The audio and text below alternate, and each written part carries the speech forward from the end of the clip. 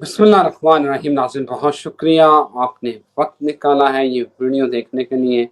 नाज़रीन, चैनल अगर आपने सब्सक्राइब नहीं किया तो चैनल ज़रूर सब्सक्राइब कीजिए। नाज़रीन, 2 दिन पहले जब हर चीज़ स्मूथ थी, ट्रंप भारत से नाराज था, 50% टैरिफ था, तो उसामा साहब ने कहा कि ट्रंप पे एतबार नहीं करना। ये पुरानी बात है, जब ये टैरिफ की बातें चल रही थी।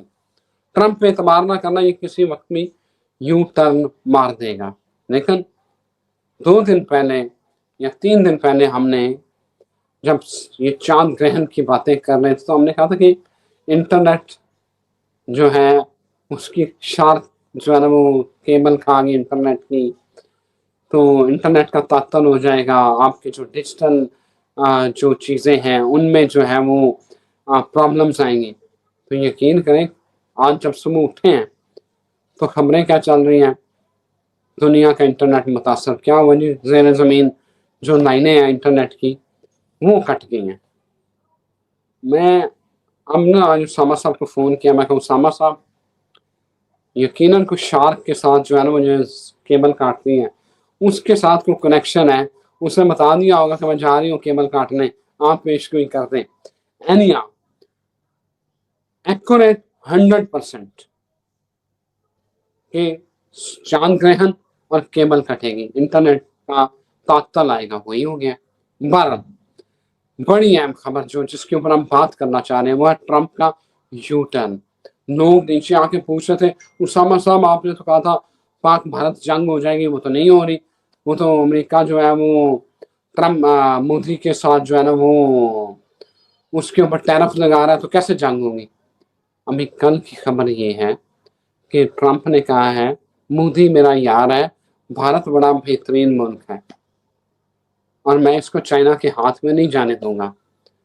तो अब बताएं, मतलब आप चाहते हैं कि इधर मुंह से निकली है उधर पूरी हो जाए। मतलब ये कुन फाया कुन अल्लाह की सिफ्त है, हमारी नहीं। बहरहाल उसामा साहब, क्या बात है, वो शार्क है कौन जिससे आपका राब्ता, जरा ये तो मेरे नाज़रीन का बताएं। और फिर पाक भारत जंग वाली और ये जो यूरोप के साथ अगली कहानी होने वाली है, जो प्यूटन ने कहा है कि ये फौजें अगर यूरोप की इधर आई तो मैं सीधे हमले करूंगा इनके ऊपर। बिस्मिल्लाहिर्रहमानिर्रहीम, अल्हम्दुलिल्लाहि रब्बिल आलमीन, अल्लाहुम्मा सल्लि अला मुहम्मद व आले मुहम्मद। देखें, ये पहली बात तो ये है कि शार्क ने क्या बताना है ये आपको पता है। हमारी अवामी मेंटल अप्रोच बस यहाँ तक की होती है, क्योंकि असल में मोस्टली अननोन लोग आ जाते हैं जो एस्ट्रोलॉजी को समझते नहीं है, और वो इसको थंबनेल देख के या खबरों की ट्रेंड में चलती हुई उस ट्रेंडिंग में आ जाते हैं। उनके बस होती है मिसअंडरस्टैंडिंग।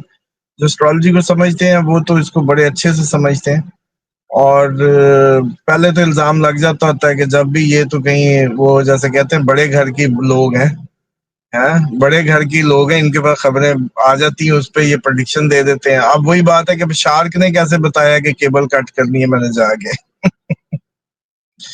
और एग्जैक्ट 7 तारीख को ही आपके चैनल्स पे थंबनेल चल पड़े। तो बस ये तो लोगों की अपनी अपनी अंडरस्टैंडिंग है। ये भी तो अल्लाह ताला जैसे कहते हैं ना कि अगर आप दुनिया में पैदा हुए हैं और काफी सालों से पैदा हो गए हैं और आपको इंसानों की पहचान नहीं है, तो फिर ये तो अपनी अपनी वो है, उसकी बात है। न्यूटन जो है जो चांसेस हैं, जो माजी को अगर देखा जाए तो ये आपकी 11 से मतलब 10 11 से 13 के दरमियान इसके आसपास मार्स ने निकलना है। निकलते निकलते कोई यूरोप और इनको टकरा जाए प्यूटन को, या कोई नया मुल्क दुनिया में जंग में शामिल हो जाए, कोई नई जंग शुरू हो जाए, इसके चांसेस होंगे। और राइट एग्जैक्टली जब 13 सितंबर को मार्स अपनी पोजीशन बदलेगा, लिब्रा में चला जाएगा, तो समझे मार्स वेस्ट में जाके बैठ रहा है। तो वेस्ट को फॉरेन उसमें जैसे कहते हैं ना प्रॉपर उसमें अपने इम्पैक्ट्स डालेगा। और टेक्निकली मुझे ज्यादा चांस ये लग रहा है कि आपको इसी जब आप ये वीडियो देख रहे हैं 13 सितंबर तक की कोई बहुत बड़े अटैक हमले की खबर आ जाए, जैसे ईरान की हमने की थी तो फिर आपने देखा कि ईरान पे हुआ। तो इसी तरीके से नाटो और यूक्रेन ये रशिया के टकराने के भी चांसेस हैं। बाकी रहेगी ट्रम्प की बात। ट्रम्प को तो आप देखें, हमने अब उसके ये کہا تھا جیسے کہ ٹرمپ جو ہے وہ مینٹلی انسٹیبل ہے، اس پہ اتنا نہ بلیو کیا کریں، وہ صبح کچھ ہے شام کچھ ہے. اور بالخصوص انڈیا کے معاملے میں آپ کو یہ میں نے یاد ہوگا بتایا تھا کہ آپ لوگ ان کے یہ ظاہری یہ اس پہ نہ جائیں، کیونکہ بیسیکلی دنیا کو دکھانے کے لیے یہ کروٹیں بدلی جا رہی ہیں. انٹرنلی حالات اور ہیں، مائنڈ سیٹ کا ڈفرنس ہے اس وقت. دنیا میں جو مائنڈ سیٹ ہے بیسیکلی اس سے لوگ آپس میں تقسیم ہو رہے ہیں. اور اس ٹائم ڈیفینیٹلی اسرائیل اور انڈیا کا ایک ہی دماغ ہے.